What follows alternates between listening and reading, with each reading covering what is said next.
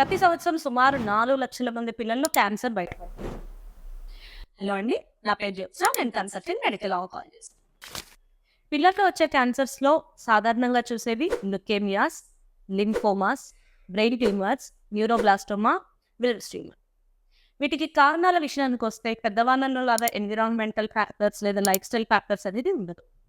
10% of the పిల్లల క్యాన్సర్స్లో మనం genetic causes కూడా చూస్తాం. చాలా మంది పిల్లల్లో క్యాన్సర్కి కారణం అనేది దొరుకుతుంది. పిల్లల్లో వచ్చే క్యాన్సర్స్ చాలా వరకు క్యూర్ అవుతాయి.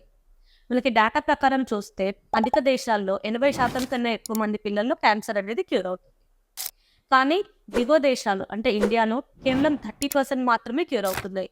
దీనికి గల ముఖ్య కారణాలు లక్షణాలు అవగాహన లేకపోవడం, ఏ సింటమ్స్తో వస్తారనేది తెలియదు, లేట్గా డయాగ్నోసిస్ అవ్వడం అండ్ చేతికి అందుబాటులో ట్రీట్మెంట్ అనేది లేకపోవడం. పిల్లల్లో వచ్చే క్యాన్సర్ లక్షణాల కోసం నాకు వీడియోని